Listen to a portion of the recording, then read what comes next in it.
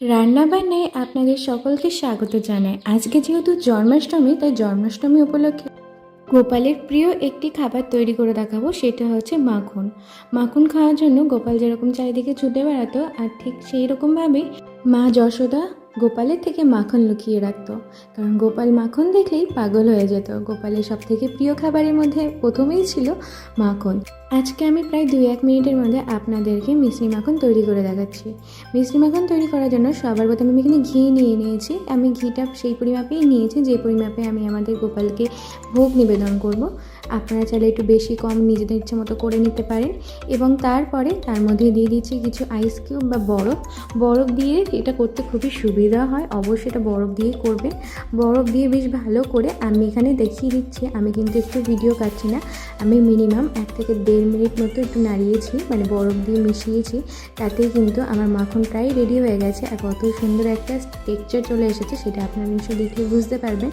এইটা করতে বেশি একটা সময় লাগে না। তো যেহেতু গোপাল একটু মাখন খেতে ভালোবাসে, তো আপনারা হাতে অল্প সময়ের মধ্যে এই মাখনটা তৈরি করে নিতে পারেন।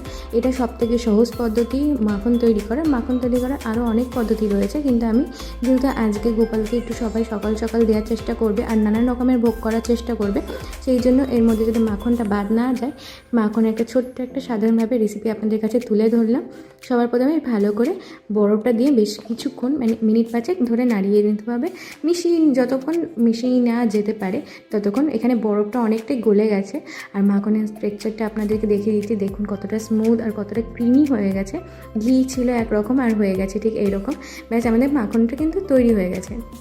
এবার মাখনটার মধ্যে কিছু ফ্লেভার অ্যাড করব, যার জন্য আমি বললাম মিশ্রি, মানে মাখন তৈরি করছি, তাই জন্য আমি এর মধ্যে একটুখানি মিছরি দিয়ে দিচ্ছি। আমি এখানে মিছরি যে বড় বড় দানাগুলো থাকে সেগুলো হালকা একটু হাতে ভেঙে নিয়ে তাই সেই মিছরি দিয়ে দিয়েছি। আপনারা চাইলে কিন্তু মিছরির জায়গায় চিনি ব্যবহার করতে পারেন, বাট আমার মনে হয় চিনি ব্যবহার করার থেকে মিছরিটা ব্যবহার করলে বেশি সুবিধা হবে।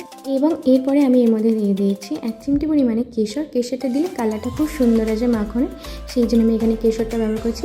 আপনারা যদি আমার চ্যানেলে নতুন ভিউয়ার হয়ে থাকেন, লাইক, কমেন্ট, শেয়ার এবং সাবস্ক্রাইব করে কিন্তু পাশে থাকবেন। মাখনটাকে বেশ ভালো করে সব কিছুর সাথে মিশিয়ে নিচ্ছি, যাতে মিশ্রিটা ভালোভাবে গলে যায় এবং কেশরটাও খুব সুন্দরভাবে মিশে গিয়ে একটা খুব সুন্দর একটা কালার চলে আসে। ঠিক ততক্ষণই ভালো করে মিশিয়ে নিয়েছি এবং ব্যাস, এটা ভালো করে মিশিয়ে নেওয়া হয়ে গেলে আমাদের কিন্তু মাখন তৈরি হয়ে গেছে। একদম অল্প সময়ের মধ্যে আপনারা ঝটপট তৈরি করে নিতে পারবেন মাখনটা। দেখি কতটা লোভনীয় লাগছে, তাই না? অবশ্যই বাড়িতে যখন গোপুসোনাকে ভোগ দেবেন, গোপুসোনারও লোভ লাগবে। আজকের এই রেসিপিটা যদি ভালো লেগে থাকে, লাইক, কমেন্ট, শেয়ার এবং সাবস্ক্রাইব করে পাশে থাকবেন।